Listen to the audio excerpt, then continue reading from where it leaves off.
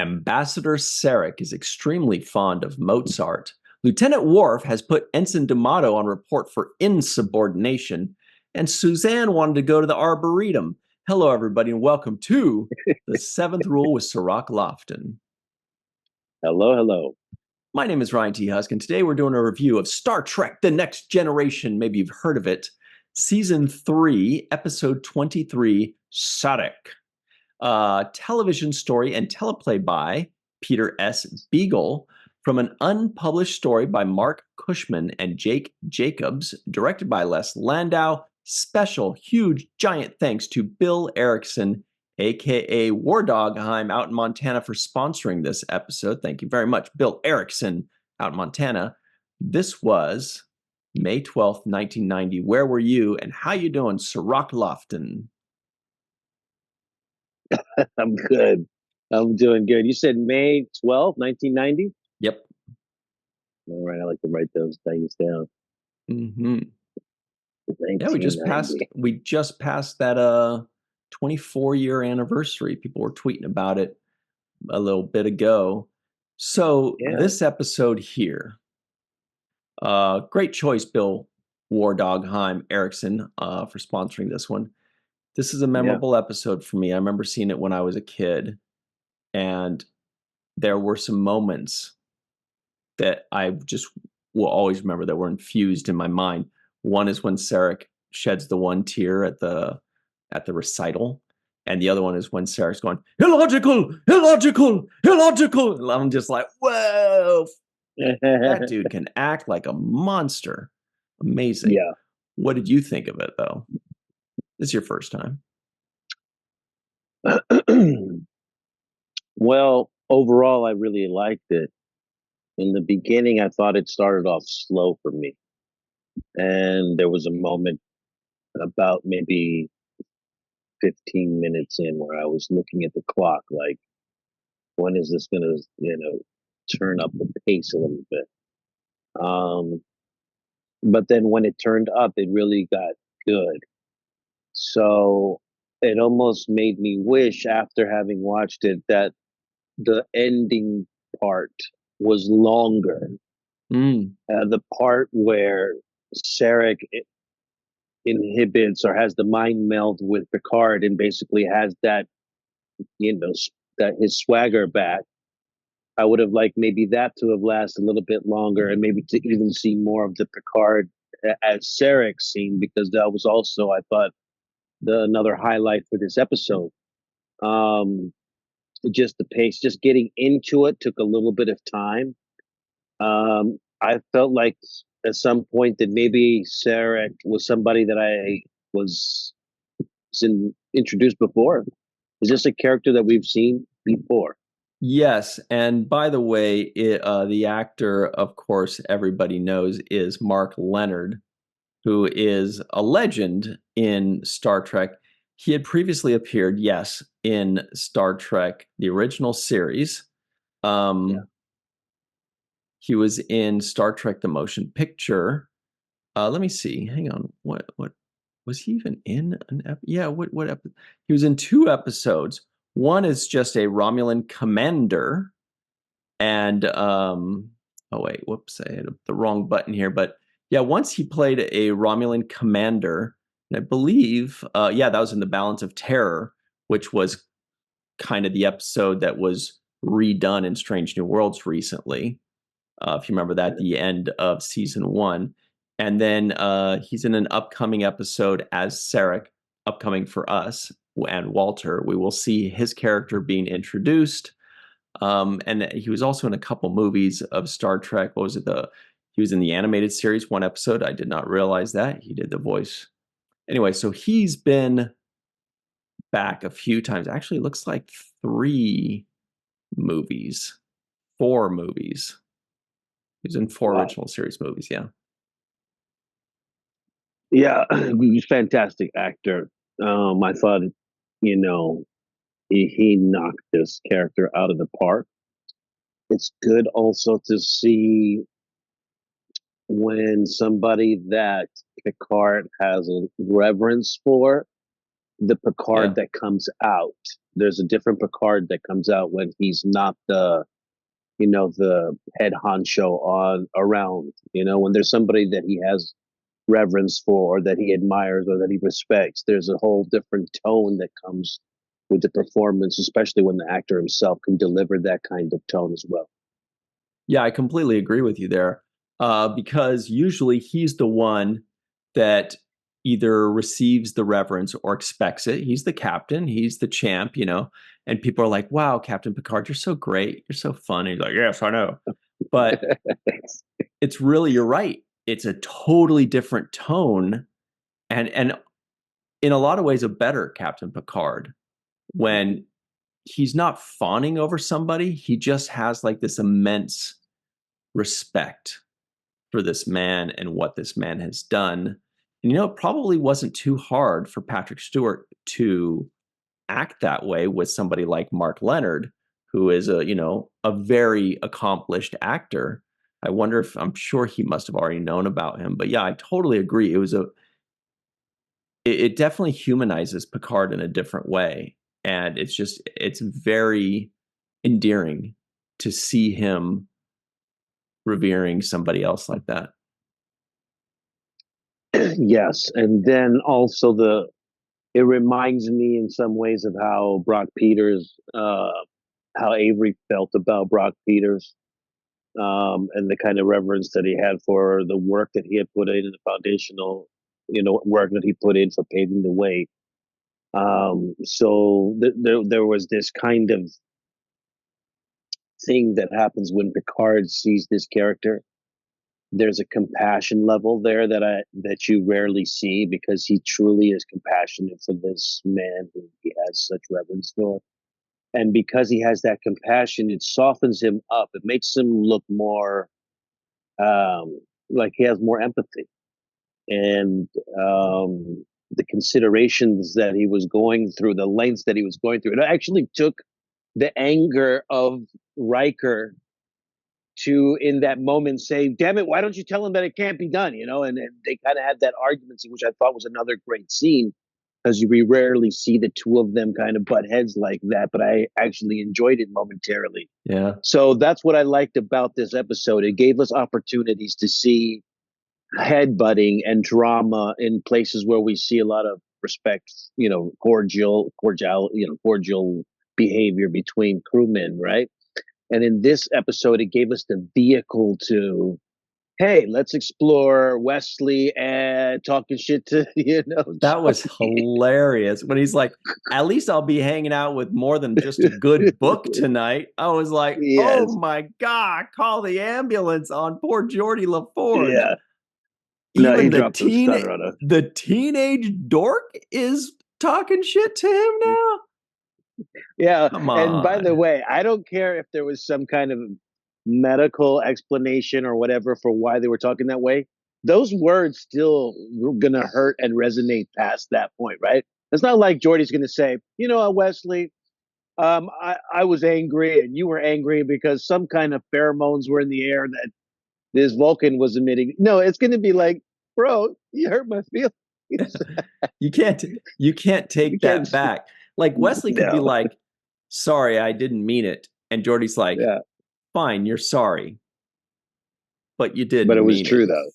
But it was true, though. That's the problem. The problem is the truth behind it. Not that it was hurtful, is that it was true. Because he says, what does he say? At least I don't have to find my women on the holiday. I mean, what? That was ruthless. Did he call him a holodeck hunter? It was ridiculous.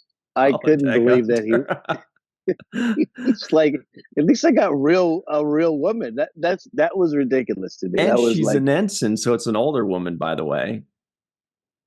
Presumably. Yeah. Presumably. Clearly, because Beverly was not happy about it. It'd be funny is if instead of whatever, name that they said, he said Sonia Gomez. Like the girl that Geordi was walking with and kind of being like, kind of chatting her up. And then the next season, he's like, hey, me and Sonia Gomez are going to party. Just the two of us. You can't come, no big deal. Yeah, she told me not to bring you. Yeah, but you could hang out with her on the holodeck. You and the holodeck her, I guess, on a beach or whatever weird crap you do. Yeah, that was so. This story provided a vehicle for those kinds of scenes, which I thought were fantastic. Just to see those moments of them arguing. Again, back to the Riker Picard moment. I love that exchange between them. And he says to him, "Then tell him there's no way." And then Picard says, "Don't you tell me what to do." I know. I was like, calm down. The wimp. But here was my one qualm with that. Data stops and he goes, Captain, Commander. And then they stop and they snap out of it. How come nobody snaps out of it and like apologizes? Picard kind of did. He says, yes, of course, you're right, Will, or whatever. But then he didn't say, but don't ever talk to me like that again, And or also he didn't say, yes, of course, you're right, Commander. And then Riker should have said something. Riker should have said, I'm sorry. Didn't though. He actually held the anger a little bit. He's like, yeah. I'll talk to my superior officer that way. It's like, what's wrong with that guy? What's his problem? Yeah, that was the look he kind of. Plenty more where that came from. Watch it. Yeah. That's the exact look. He kind of looked over at Data like, damn right. He fixed his shirt. He gave him one of those pull downs. Damn right. Yeah. And so yeah, that was fun to watch. It was good acting for me. It was fun to see a little bit. I love seeing characters playing out of character a little bit when they get a chance to still be themselves and play slightly different. Because then it gives you a different appreciation of how they played the character itself. When you get to contrast a different way, right? I get to see, for example, Picard get the angry Picard versus the Picard who's more reserved and calculated. So you get different variations of people, but this episode had a couple of fun scenes to me. When that whole brawl scene broke out in the mess hall, I was thinking about you. I was like, I bet she's watching this choreography, watching how these guys are. And I was looking, and I was looking for Dennis Madalone, and I didn't see him. Oh, by the way, I thought I saw shout out to Dennis Madalone. This is the shirt that he gave us here, so shout out to him. Danger, Dennis Madalone, stunt coordinator and stunty. A couple of times I was like, oh, there he is. And I paused. I was like, oh, shit, that's not him. But I feel like he was in there somewhere. But I'm like, I can't watch this 10 times to find him. I'll just assume he's in there. He's in there somewhere. He's certainly he's got to be coordinating. But yeah, you're right. He's got to be in there. But there was a few fight scenes that was great. And then actually, the one that I kind of double backed on a little bit was when Geordi's in between the two Starfleet officers and they're both like reaching over him like Worf. And Worf kind of like that was embarrassing. That one guy was like, he's holding my shirt. Yeah, that's what's happening. I don't know what to do when someone holds my shirt. It's like when somebody grabs your shirt, who puts their arms back like this? Like, oh my God, my shirt's being grabbed. Like, what do I do? I'm just so funny. Your natural instinct is to like take somebody's hand off your shirt, like grab their hand or try to pull your shirt back off. To just stand there and be like, oh my God, I'm completely subdued. Worf has me by the collar. That guy should wear a shirt that says hold me back, because he is the classic hold me back guy. He's like, hold me back. Oh man, I would totally, if they didn't have a Klingon right here, I'd be all over you, man. He's just so strong though. Hold me back, Jones. That's his name. Yeah, he was the Mr. Hold Me Back. That was funny. Also, loved the actress Perrin who played Sarek's wife. I thought did a fantastic job as well. Just certain tones, certain choices, specifically when it comes to how she was repressing this knowledge that she knew that Sarek was in a kind of degenerative state. And I felt like she kind of played that, I'm his wife and this is personal and I don't want to reveal too much type of attitude. She hit those notes really well for me. Yeah. Now on that subject, I thought that one guy, Key, whatever, Key Key Aloyas Mandrosian. Yeah, Key Mendrosian. Mandrosian. I was Yeah. kind of like, I don't know if that character was necessary.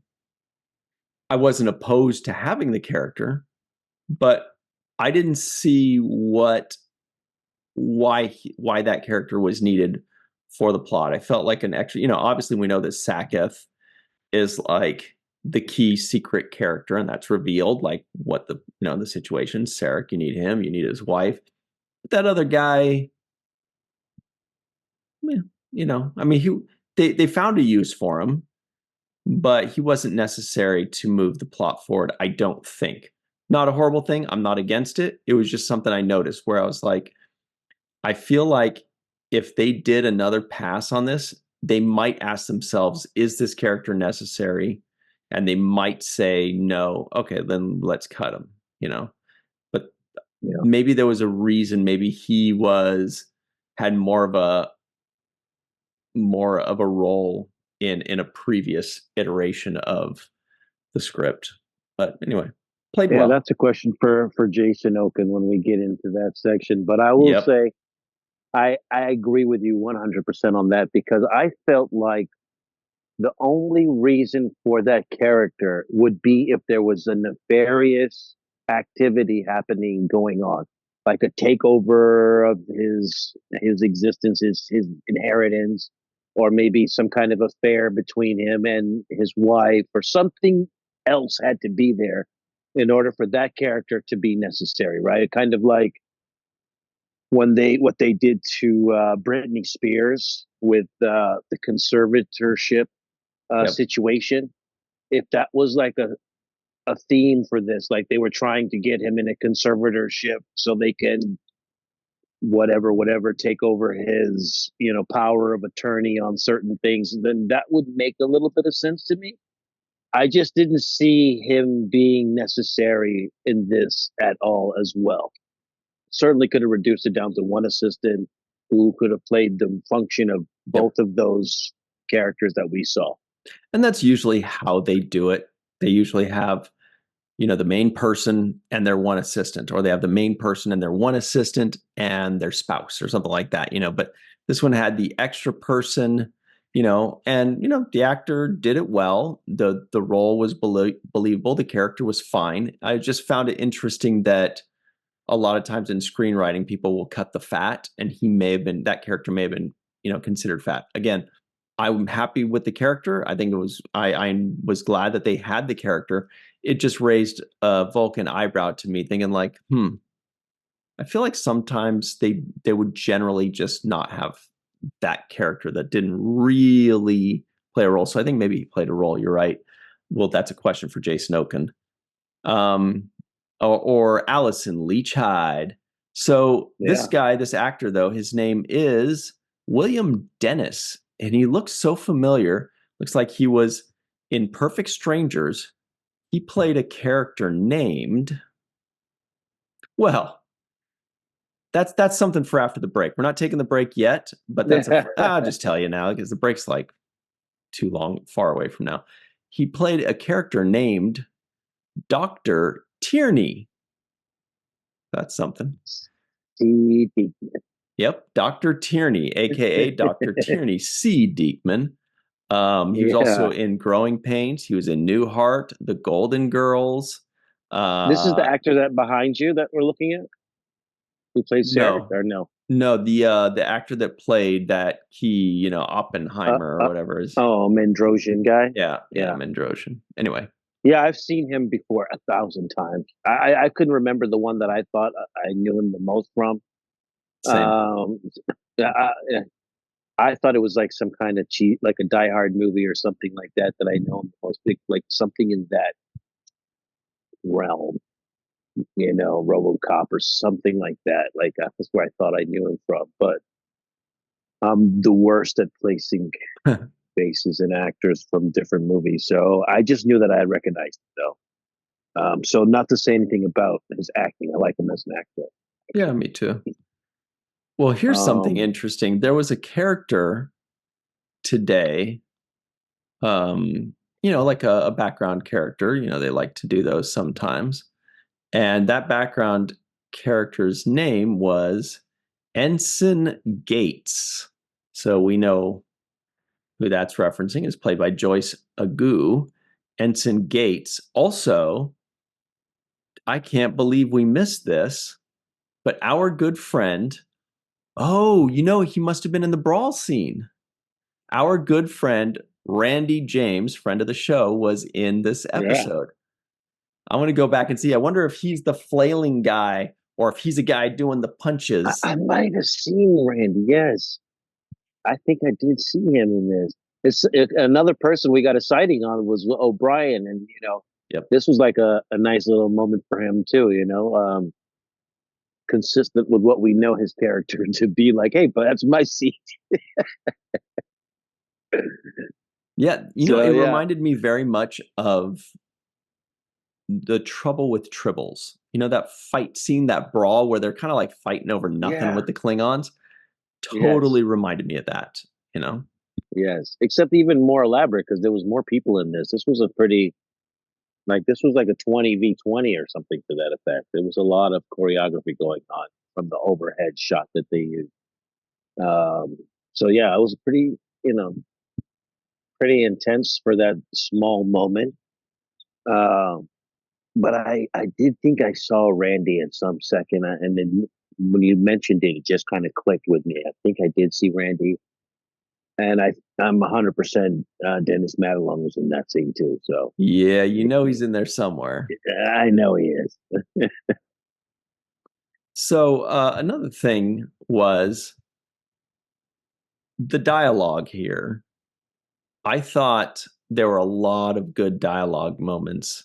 Maybe we'll go into that in the second segment. But I mean, I thought that beyond that, the acting between Picard and Sarek was great, and I really loved again Mark Leonard's acting because Yeah, yeah.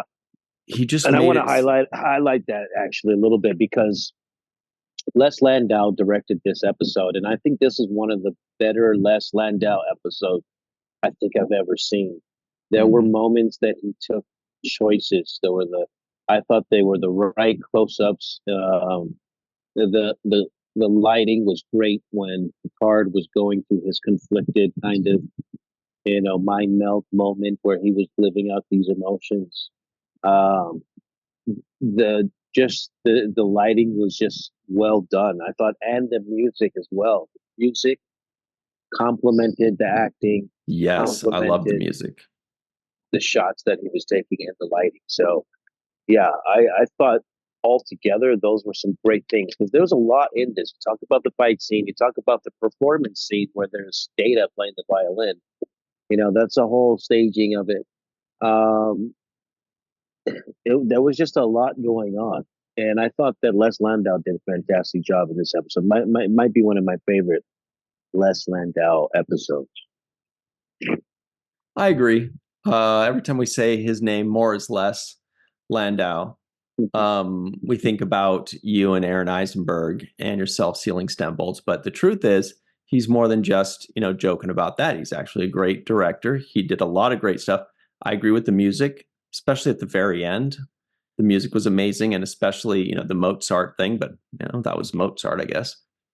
Yeah. And it was a sad song. Like they're like, oh, play a sad song by Mozart, and they found one and they played. But that was really actually an emotional, powerful, sad song, whatever it was. I don't know what it was, but it worked for me. It was great. It was Lonely Teardrop by Mozart. Lonely Teardrop. I don't know that one. I know Tears of the Clown by Smokey. It's got to be a tear song, something with Tears for tears. But Fears. tears for yeah, I agree with you about the music choices. I didn't do my research on all of the violinists because I'm not really aficionado like that. So when Data was, you know, uh, listing off violinists, I wasn't sure if that was something that was created like in a science fiction way or if it's accurate. He said hyphens, menuin, grocte, and Tatalia. So little do I know about it. Maybe some of our music enthusiasts on the other side will enlighten us. Yeah, I just took a quick glance at the brawl scene. It does not. I'm not finding Randy James there yet, and he's not this guy. It's not that guy. Okay. We got to find out who that guy was because he stole the show. However, we do have to take a break. There've been a lot of things I was saying. We should talk about that next segment. That segment is nigh. We'll be right back on the seventh rule.